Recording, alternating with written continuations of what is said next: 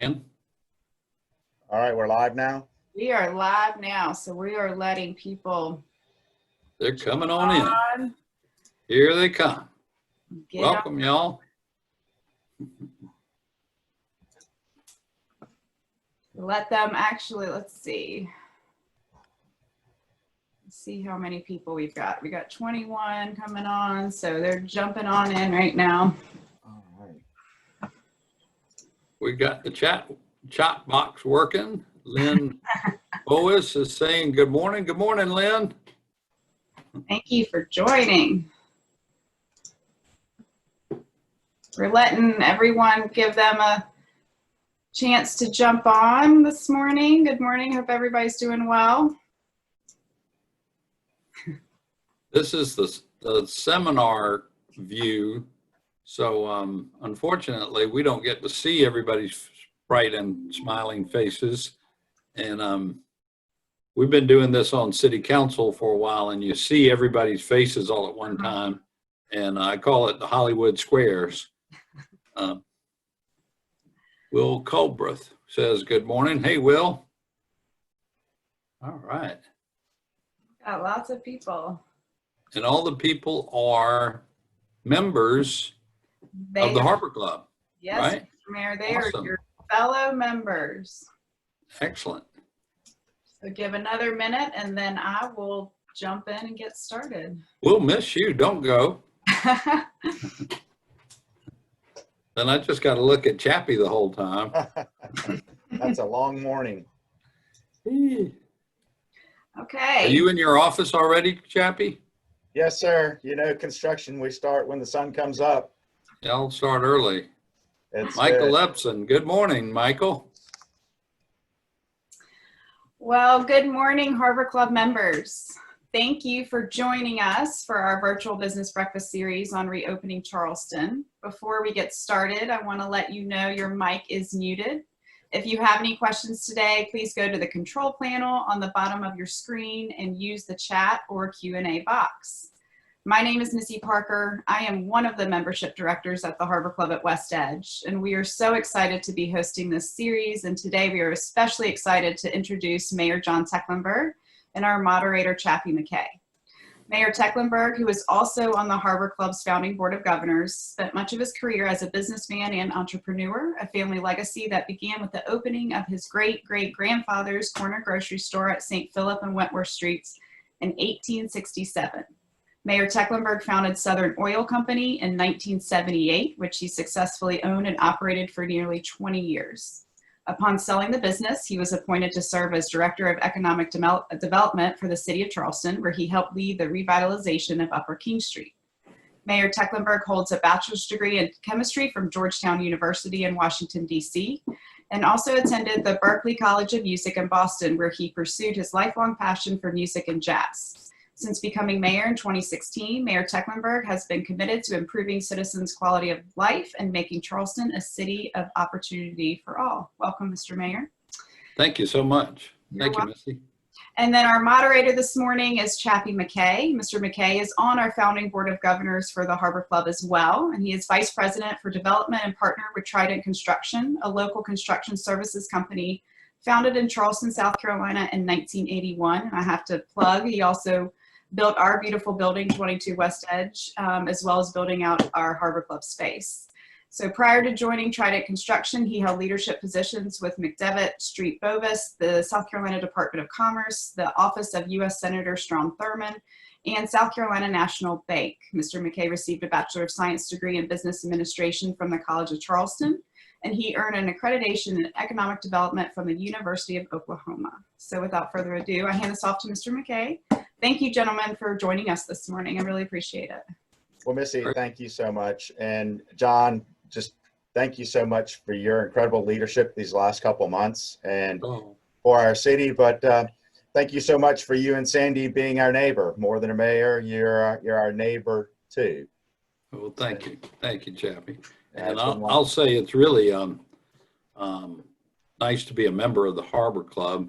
I did just join, I guess about a year ago, really in anticipation of the move to West Edge. And I'm so excited for the June 15th opening coming up. it's going to be just an incredible facility for us all, one that we'll be proud of and want to show off to visitors and friends and family. And we can talk some more about West Edge, during the hour. But I'm very excited about it and glad to be a member. Well, John, it's almost been a tale of two terms as you're starting your second term.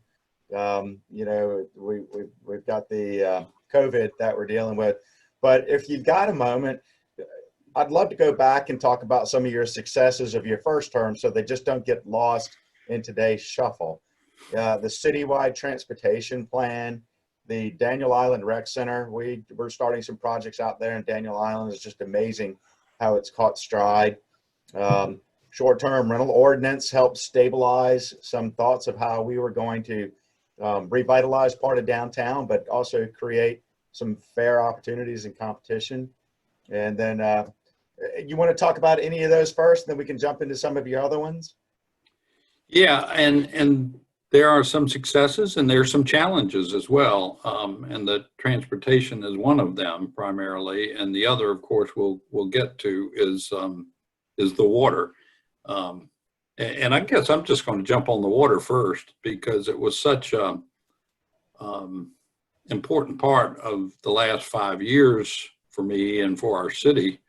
And I must admit that when I ran the first time 5 years ago now, that it was on my radar and my agenda. I was talking about sea level rise even, and drainage and flooding. And then late in the campaign, we had that horrific rain in October of 2015, I guess a month before the election.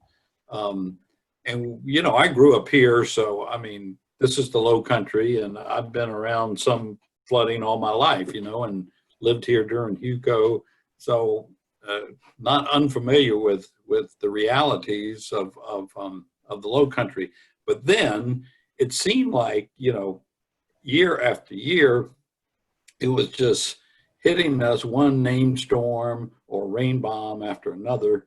I mentioned the 2015, what some people called it the 1,000-year flood. And then the next year right away was Hurricane Matthew. And it was funny, I had, the city had already planned to elevate marginally the low battery seawall, and we were thinking about getting started with that project. And I went down there with Jason Kronsberg, who you know, and we marked on the wall where it was going to be raised to, and it wasn't very much. It was about 18 inches maybe, and we put a little marker right there on one of the posts. And about 10 days later is when Hurricane Matthew came to town, and we had one of those cameras in White Point Gardens, and I promise it was just coincidental, but it was pointed right to that place where Jason and I had marked the wall and or marked the pole, and water was just freely flowing over where our mark was. And it was like a wake-up call to me. I said, this, we're going to have to rethink this whole project, how high we're lifting the wall, and add protection to what's going on. And of course, after that, we had, Irma and Florence and on down the line. And even just yesterday, out of the blue, a named storm, Bertha. So the reality of climate change has really, I think, hit us all over the last 5 years, if you weren't in paying attention to it before, and its direct impact on Charleston. And so that's why by the time of my second campaign and re-election, I was calling water the existential threat to our city's future. And that's why we have to have not just a seawall, but a comprehensive package of protection projects and policy and mindset about living with water, protecting ourselves from water, for this city to live prosperously, if that's a word, for another 350 years. I mean, we're celebrating our 350th birthday this year. Happy birthday, Charleston. We were planning all kinds of celebrations that aren't happening now. But, you know, I try to think of the long term. If you look out 50 to 100 years, you really have to put the protection in place for Charleston to be able to prosper and in the future. And that's what we're working on. You know, right now, a lot of focus is on this, this plan that's being proposed by the Army Corps of Engineers to extend that style of perimeter wall protection, not unlike the low battery and the high battery down on the tip of the peninsula, to extend that around the rest of the peninsula. And this is the only opportunity of substance that we have to get some real federal dollars to help us. But I want to make it clear to everyone I talk to that that's just one piece of the puzzle. You know, we have comprehensive plans for and now finally beginning projects in Church Creek Basin out west of Ashley, for the Central Park Road on James Island, for Barberry Woods area drainage basin on Johns Island, for the Wapu district out around Citadel Mall. So what we're really doing is looking drainage basin by drainage basin and you know, adapting what is needed for that particular drainage basin to protect and to improve our drainage. Is not just the perimeter wall, but that's if you could, that's the monkey wrench in the toolbox. I mean, that will end up being one of the biggest tools in the toolbox, no question about it. But it's just one tool of many things that need to be done, and the city is pursuing. And that's all encompassed, Chappie, in our sea level rise strategy plan that was developed thoughtfully by staff and community input and passed by council about 3 years ago. So I apologize in a way. I start talking about water and flooding, and I could go on the whole hour about just that one thing because I've become somewhat obsessed with it. My wife says, Sandy says, you know, I'm a frustrated plumber because when I was a kid, I used to work for my dad plumbing up gas stations, and I know about check valves and backflow and all those kinds of things just from a summer job many years ago. So I've got a dream come true, right? I mean, if I'm a frustrated plumber, boy, this is the opportunity of a lifetime, right? You got it. Well, Mr. Mayor, you know, I think one of the things that you've always done, as opposed to just creating a plan and putting it on the shelf, you've put some wheels to it. And you've created staff now, and how can you expand on that a little bit? And if our membership ever has interest, who do they talk to at the city about these things? Right. So to be honest with you, stormwater was like part of a big department at the City on Public Service that included everything from building inspections to picking up the trash to road inspections to whatever. And we separated the stormwater to its own full-fledged department, hired a wonderful leader. He's very smart, Matt Fountain, and expanded the staff. We've added to double the number of project engineers or project managers and increased our maintenance staff as well. So over the last 2 to 3 years, we've really put our money where our mouth is. And don't get me wrong, it's such a big lift that it's not something that happens overnight or even in a year or two. But we are setting the stage to, over the next 10 years or so, to really markedly not only check off those things that were good ideas from the original stormwater assessment back in 1984. Things have changed since 1984. So all that's being reevaluated and reprioritized, and new money is being identified so that we really put all the tools in the toolbox and make progress on protecting Charleston's long term. Absolutely. So, Mr. Mayor, one of the cornerstones of your first term was working with West Ashley on the West Ashley Revitalization. You've moved forward on the Piggly Wiggly site. Citadel Mall is going through a bit of a rebirth right now. You and I were recently out at West Ashley Circle off of Beast Ferry Road, and we see new entrepreneurial businesses, which we hope will come back soon. But we in Avondale and Burns Downs, we see revitalization, and then jumping over to James Island part of the city, we've seen a tremendous birth and rebirth of some of those areas. Can you share with us some of your ideas and vision for West Ashley and James Island? Well, thank you. As Missy noted, in the 90s, late 90s, I went to work for Mayor Riley, and kind of the main project that I worked on was the revitalization of Upper King Street, which was really dead as a doornail back then, if you remember. And so what I realized, moving West Ashley and living over here, and just having my ears open, was that the citizens felt like they were the red-haired stepchild, for lack of a better description, that downtown was getting all the attention, and the assets West Ashley and James Island are really incredible. It's historically, it's where Charlestown was founded. There's tourism, there's great bones of retail and great neighborhoods.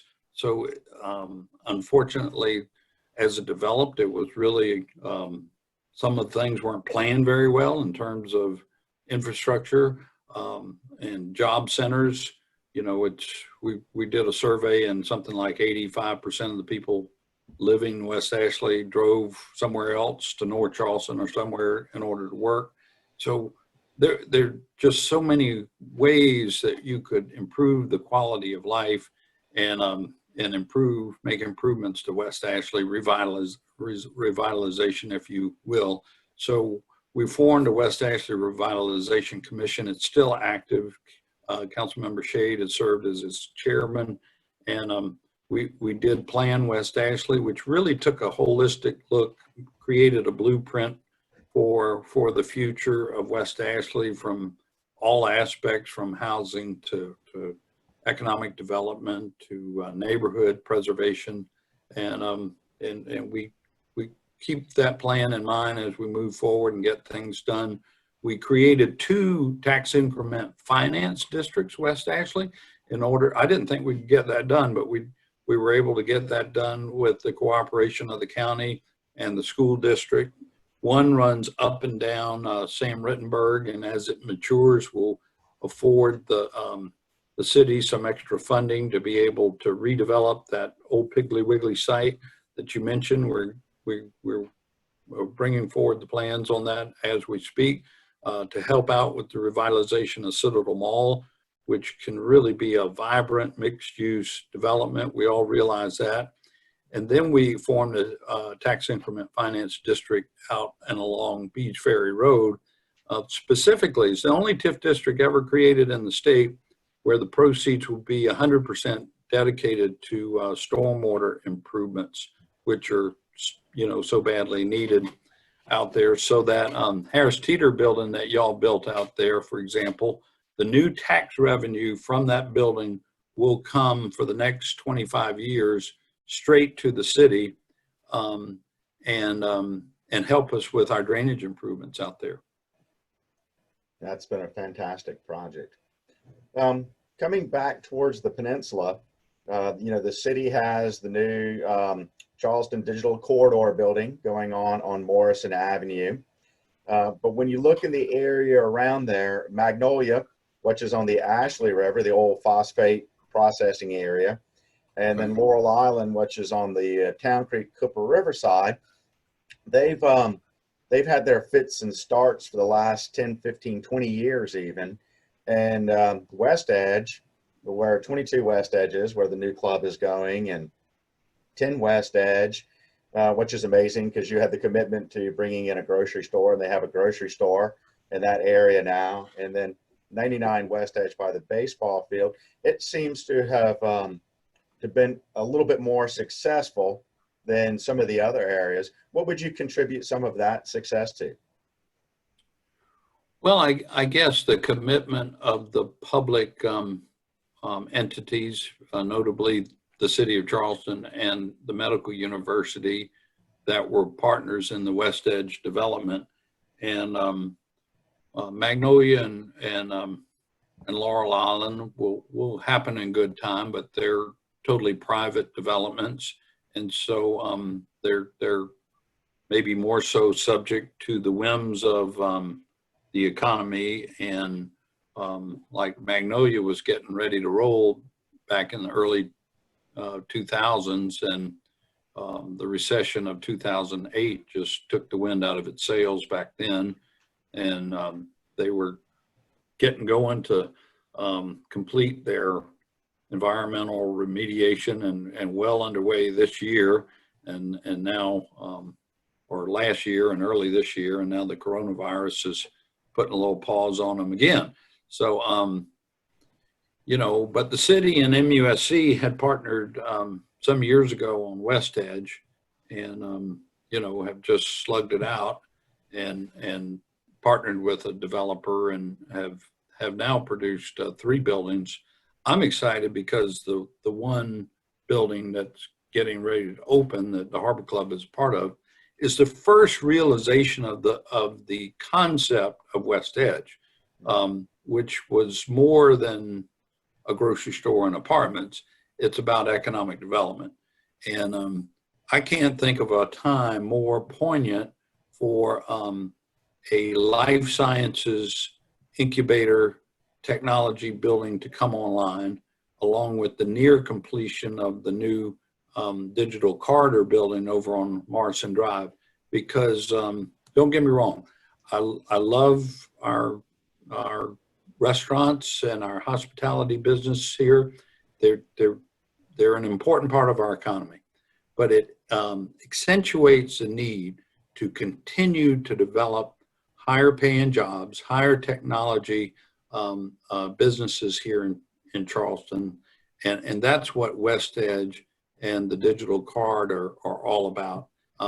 You know, if you look at the average wage of a restaurant or a hotel worker, not the ownership, but the online workers, compared to a good technology job, it's about a 3 to 4 ratio. You know, someone in a good technology job will generally earn about 3 times what a hospitality job will pay, right? And so if we want to increase our quality of life long term, we've got to continue to diversify. I think we've been on that path ever since the closure of the Navy base back in the 90s. But, you know, we have become pretty reliant on that tourism leg, and we've got to continue to focus on higher paying jobs and technology in the future. And that's just what West Edge does. So, Mr. Mayor, with 22 coming online now, and again, through the city's commitment for leasing space in MUSC, and you mentioned earlier when we were chatting about Vicor. You want to talk about Vicor any? Well, Vicor is a life sciences business. They've taken the top floor of 22 West Edge, all the lab space that was created up there by South Carolina Research Authority. They actually are working on some of the testing, serology testing that's needed for COVID-19. So in addition, the ownership reached out to me just out of the blue about a month ago and said, Mayor, what can we do to help Charleston? We're new here. We want to be a part of the community. And we engage with them to help with some testing of those who are experiencing homelessness in our community and to help them otherwise. So already they are great corporate and community citizens, and I'm looking forward to continuing to build a relationship with them. Great company. Glad to have them here. Absolutely. When we look at the club moving over there too, which was what has been an incredible event, it's going to be amazing. And you look at the future of what West Edge wants to be. Is that part of your plan, your economic development plan? Do you see West Edge continuing to develop the way we've seen it developing so far? Well, I do. I must say we're not in a, we can take our time, thankfully. We don't have a lot of debt that we need to service because of it. We have another one of those tax increment finance districts set up for that area, so that as other development occurs, it helps us to pay for public infrastructure that was needed in order to develop.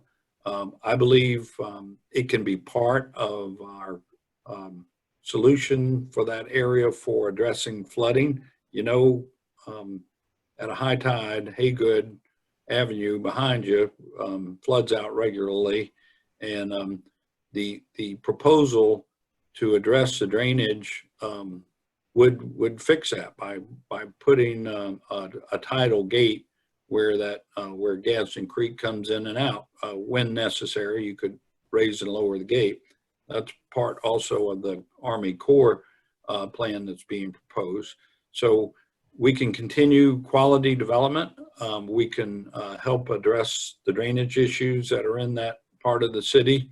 But most important is that mission that I mentioned of bringing higher technology and higher paying jobs here. So yeah, we look to continue it in a measured fashion. We're kind of waiting right now to get approval on this permit application for fixing the drainage. So some of these things take a while. One exciting thing we recently did, there's been no public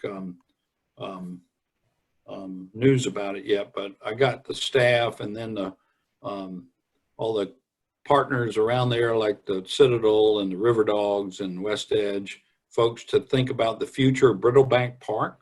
Mm-hmm. And we did what they call a charrette, where everybody kind of gets together and gives their good ideas about what the future of the park might look like. And we've got some great ideas together. It's not funded yet, but long term, my vision would be that Brittlebank is really one of the finest parks in the city, and kind of flows out from that whole area. And then, of course, we got the grant from the feds to build a separate bike ped bridge across the Ashley River, right? And we're working on that. And then there was already an existing plan, although it wasn't fully developed yet, of having a river walk along the Ashley River that would go from Brittlebank underneath the two Ashley River bridges and then proceed on down to the marina down Lockwood. So we're going to be able to connect all those things. And so you'll be able to come from West Ashley and go up and down the Ashley River without getting on the highway. And from a pedestrian and bicyclist point of view, it's really going to be not only safe, it's going to be beautiful and such a great community asset. So all that's going to take some time, but it's all brewing right now. And I think the future of that whole medical district and West Edge and the west side of the city is promising. And I'll say that an important part of the Army Corps plan in terms of surge protection and sea level rise is the west side of the peninsula. That's where we are particularly vulnerable. Well, Mr. Mayor, I've been excited to watch Stony Field coming back to life. Of course, a lot of people think Stony Field is named after the Stonies, but I think it's really because of the huge rocks that used to be there. But it looks like it's going to be coming online pretty soon. What's happening with Stony Field? Well, it was, as everything around there, it was sinking, and you're familiar with this term, and not everybody would be, but it needed to be surcharged. Mm-hmm. So we brought in a bunch of dirt just to weigh the whole field down. It had sunk since in the last 20 years or so, it had sunk over a foot. So We're correcting that, and we're keeping the same stands, but we're completely renovating them and putting in new concessions and bathrooms, upgrading everything. We'll put a nice landscaping, new fencing up, and it'll be a much more functional and usable space. We did get delayed on that. So it's actually going to be football season of next year before it's ready for football, even though we'll have it ready for recreation programs prior to that. It will have a turf field, so it'll be usable, you know, for many different, a lot more. And we redid the lighting already. It's got LED lighting.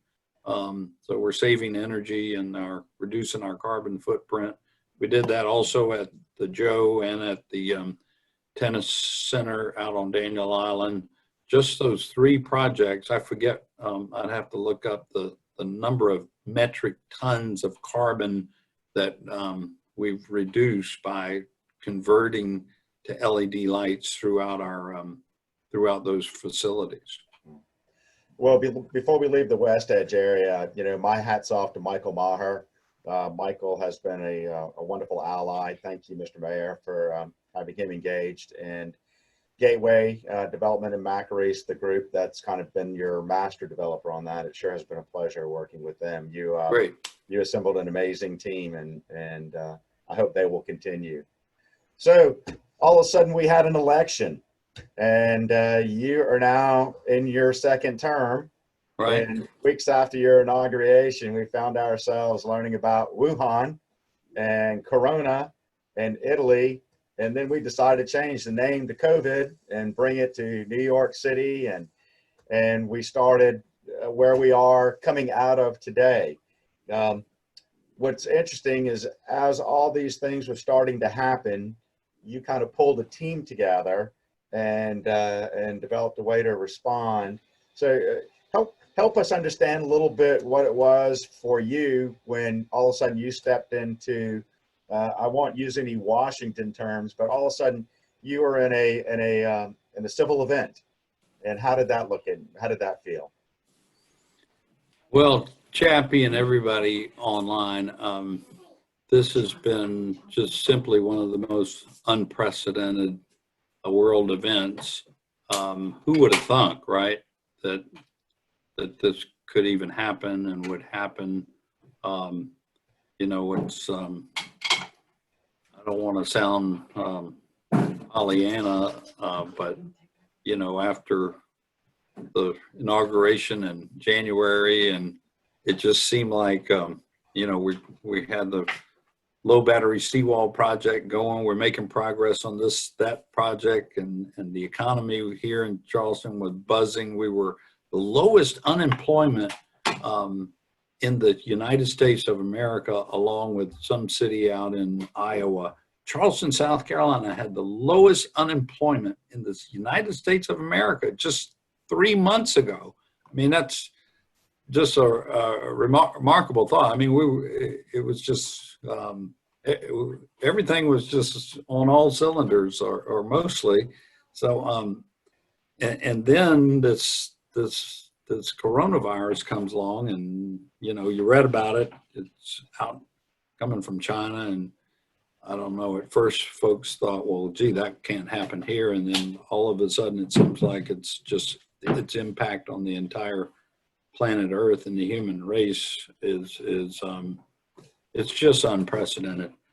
So I got my, you're right, hats off to our staff at the City of Charleston. We have an incredible team and talent of folks who pull together, not just in everyday business, but particularly at times of a hurricane or a situation like this, any kind of situation.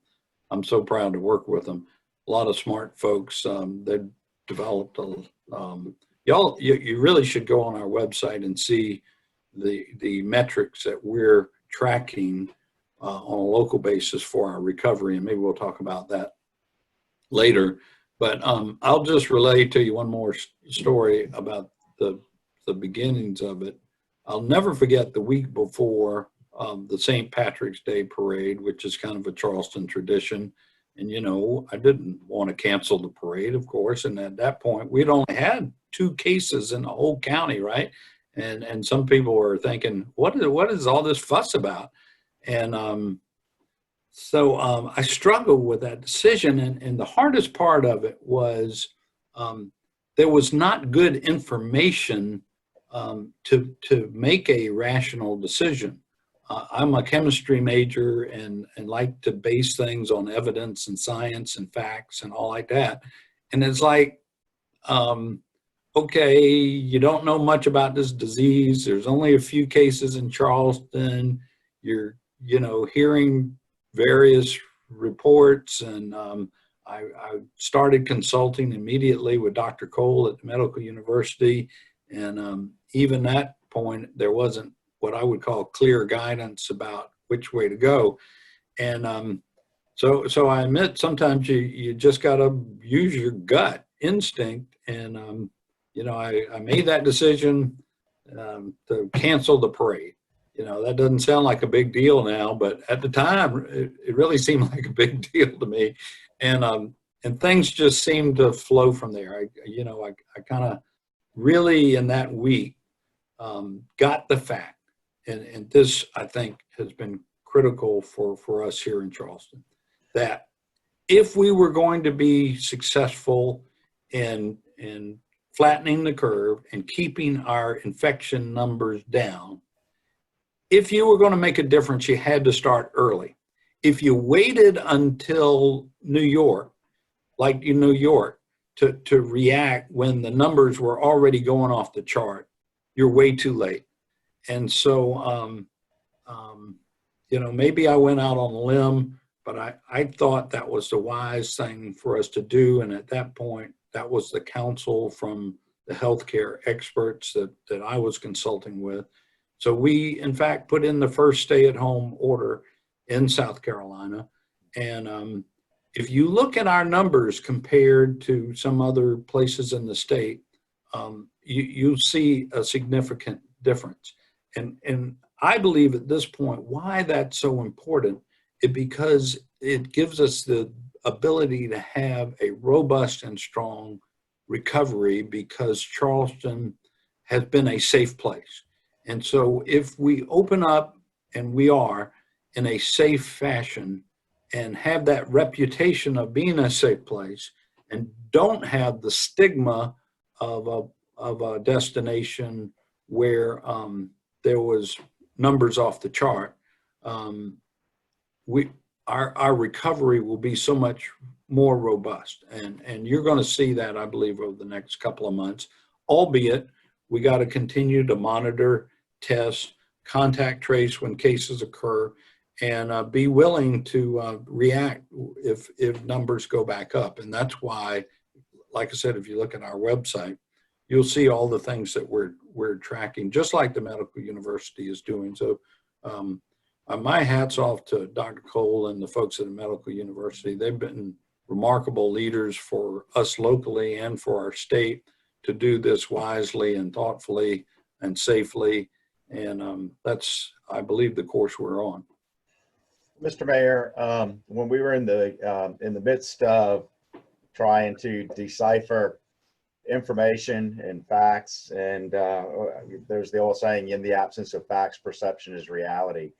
I think you are out ahead of it, but it looked like we had different municipalities acting and reacting differently. You know, the beach closures at Isle of Palms and Sullivan's Island and Folly and some things like that. Have y'all started working together with the other organizations, municipalities, to talk about how we handle this in the future, and how we acted and reacted to this? Well, absolutely. And you know what I thought of, Chappie, at some point, maybe a month or 6 weeks ago, was how similar a situation we were in compared to the 90s when the Navy base closed. Mm-hmm. And 25,000 really good paying jobs just went away overnight. This was back in 93, 94, when BRAC the base realignment committee decided to close Charleston down. So I thought out of that calamity from the 90s, the Charleston Regional Development Alliance was formed, CRDA. And so I called John Hagerty, who's the chairman this year, and asked if they would consider leading a regional joint effort to reopen and rebuild the economy. And they had a structure in place you're probably familiar with called One Region. It's really a broad collaboration of government, business leaders, community. And there's a op-ed in the paper this morning by its leader. So y'all read that if you haven't already. And so that's how we've kind of all gotten on the one page here regionally. The cities, the counties, everybody's involved. And I think it's excellent guidance from them to specific business sectors and a whole vision of economic recovery and resilience, which also gets back to continue to diversify our economy as we move forward. At the same time, I got to say, Chappie, that about the beaches and this decision, local here or the other. I do believe that local jurisdictions know their home base the best, and I respect the fact that if Folly Beach if their local leadership feels like they need to take action locally to keep the beach closed for another week or whatever they feel is appropriate, I respect that. They're the closest to the ground. So you got to have the overall vision together, but you got to have the flexibility for a local jurisdiction to make up its own mind about local matters. So I think people do need to understand that got to have some level of autonomy when it comes down to local decisions.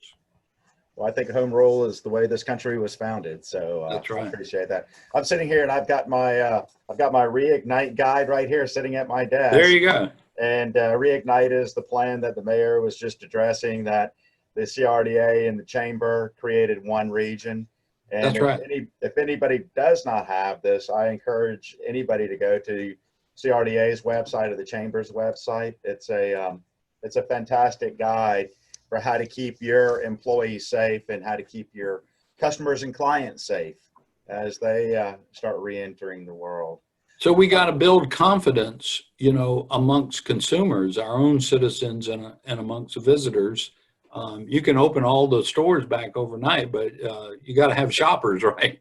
So by being safe, and I can't accentuate this enough, by being safe and following these protocols, and I think for the most part our businesses have been doing a great job doing it. It just, when you get a visitor come here, they feel comfortable, they feel safe, so they'll spend money. Mm-hmm. Well, Mr. Mayor, we were at my company, we were considered an essential service, which was fantastic. It allowed us to continue to operate. So when I went to 22 West Edge or our other job sites, we would have 50, 100 subcontractors that were still able to work and pay their rent and buy groceries and everything. But we could not have continued to operate if it wasn't for your staff quickly reacting to the situation. Would you like to add anything about how you kept the building department going? And not just that, but you had all different parts of your government still operating. I thought that was amazing. Well, thank you. And I'm very proud again of staff for helping figure all that out. And admittedly, we had been on a quest for the last 5 years to, and even before that, to provide as many of our services and applications and payments online as possible. But this put us over the top because our commitment was to try to provide all of our regular city services, but just do it virtually and online. And frankly, we've been able to accomplish that, even down to Chappie knows that he can now apply for the most complicated building project in the city of Charleston without ever coming face to face with one of our personnel. The blueprints can all be submitted online. Comments can be made back by our inspectors and reviewers all online. I mean, it's great to get together and see people in person, face to face. Don't get me wrong. I can't wait till the day where we're all actively doing that again. But I'm really kind of proud of the fact that we were able to fully convert all those systems to online. And it's funny, the other jurisdictions we're talking about, you know, we're opening on such and such a date, we're reopening. I mean, I felt like we never closed. You know, we've been doing everything that we normally do, other than like tourism enforcement, because we didn't have any tourists in town. We had those guys cleaning storm drains or doing something else, you know. So it's been a remarkable effort for CISI staff. Just, I guess yesterday or Tuesday, we opened the permit center very safely to in-person walk-in applications and helping people. But really, with a phone call or a computer, you could literally have done any business service with the city of Charleston that you needed to do. So we're starting to reopen. We're our business here. We're hitting full stride, but we're doing business different now. We're doing business different than we did back in January and February. I would say we've hyped up our use of technology that we always had around us. We're using different tools. We're managing different. Right. Are you seeing some of that in the city too? When we start looking about tourism, I saw the, you know, this week I'm downtown, so I saw the reemergence of carriages and horses. Right. And you know, we talk about cruise ships again. We start looking at restaurants. I actually called yesterday and have a reservation at Fig next week, which of course we knew we couldn't do the last 6 years. But we're seeing a different Charleston. We're seeing a different West Ashley. We're seeing a different James Island. Do you have any thoughts on what that might want to look like in this new post-COVID world? Well, you know, until there's a effective treatment and or vaccine, there will be a new normal or a now normal of doing business a little differently, maintaining this distancing, increased focus on hygiene and those kinds of things. I mean, that's got to continue until you really get a medical breakthrough. Dr. Fauci estimates by the end of the year we could have an effective vaccine. I certainly hope that's true. It would probably take some months, maybe even up to another year to really effectively roll that out. I remember when I was a kid getting my polio vaccine when that was discovered. So that could take some time, and we'll have this new normal, but it doesn't mean that we can't fully engage in business and be open. It's just that we have to have some guidelines and protocol and safety measures that we weren't used to in the past. I mean, personally, I love a good firm handshake, and with permission, a hug and a kiss. And I can't wait till the days to get back to that kind of personal touch. But you know, it's a different world until we get a medical solution, if you will, to the virus. So, but other than that, other than the protocol, which will, you know, we all see the differences out there, just spacing at the stores and all like that. I mean, I view that to continue until that medical solution comes along. But it doesn't mean we can't be open and we can't be in business. We'll do more online than we did before. Honestly, the city itself, I just look at our own organization. We didn't really encourage at all telecommuting or working from home.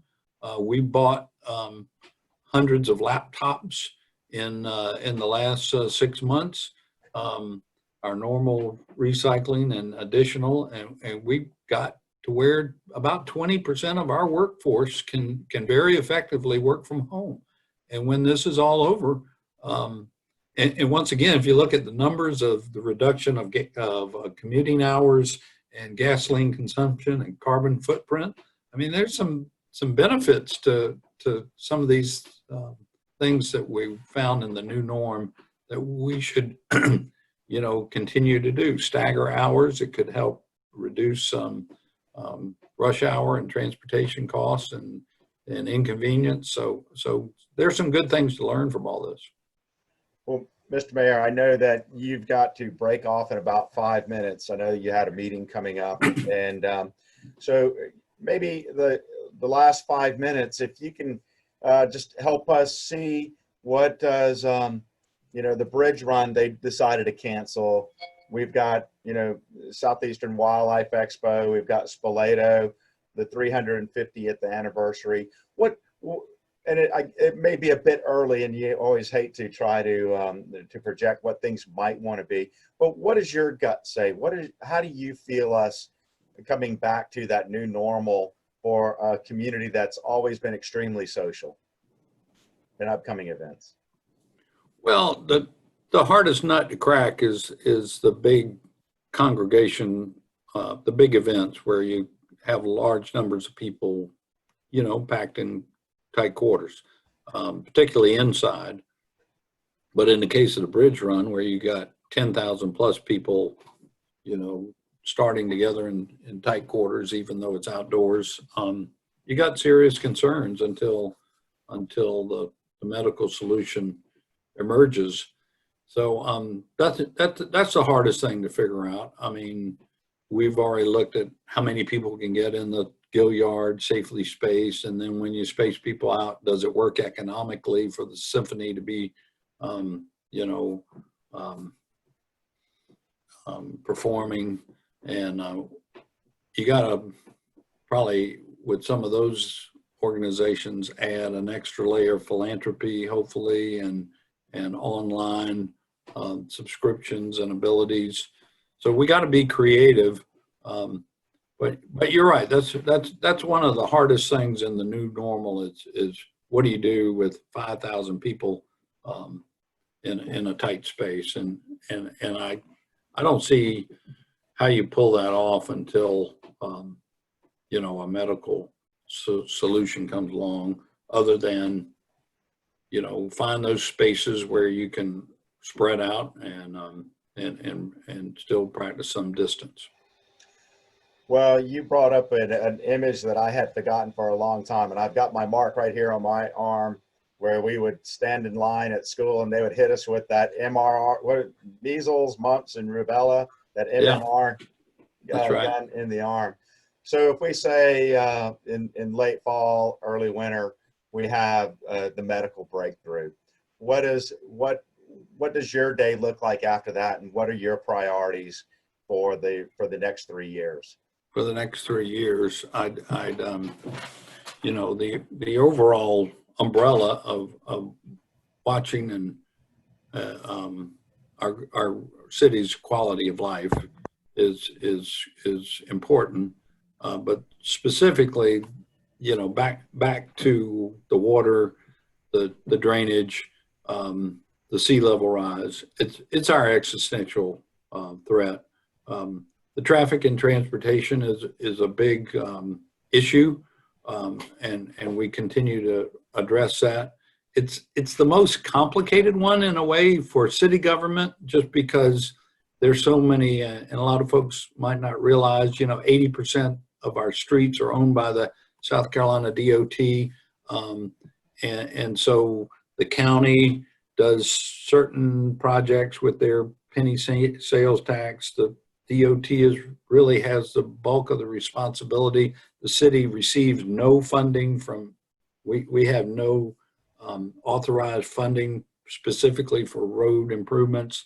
So frankly, it's one of the toughest nuts to crack, but we still work it. As you mentioned, in my first term, we came up with the city's really first comprehensive traffic and transportation plan improvements, and we meshed it with the COGS CHATS plan, so that those projects that were identified will actually be eligible for federal and state highway funding.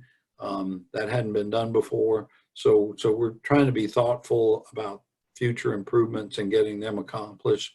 The third thing I would say is our housing stock, particularly for affordable housing and not just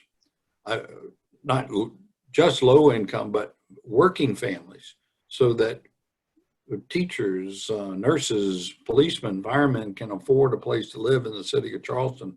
That's a real challenge. So we have a goal to produce 1,000 units of affordable workforce housing over the next 4 years. We've got a good leg up. You saw just the other day, we're partnering with Humanities Foundation to renovate the old Archer School. So we're looking at every property that we can that can either be renovated or new housing stock built that's affordable.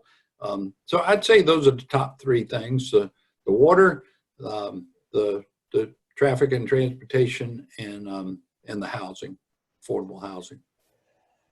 Well, Mr. Mayor, thank you so very much. This has been a wonderful and enlightening dialogue this morning. And I know you're leaving our call so that you can continue leadership. And I look forward to seeing you at breakfast, lunch, and dinner at the new club. Great. And Sandy. Thank you. Missy, we're looking forward to June 15th and all the membership. And wow, it's going to be a great facility. So again, I'm so looking forward to it. We're very excited. Thank you, gentlemen, for your time this morning. And to everybody, please mark your calendars for our next virtual business breakfast series. It's next Thursday, June 4th. And we have Dr. Edward O'Brien, who's the Executive Director of MUSC Health Solutions and Chief Medical Officer of Business Health at MUSC, joining us. So thank you all. I appreciate it. Thank you, Missy, and thanks everybody. Y'all have a great day. Thanks, guys. Thank you. Have a great day.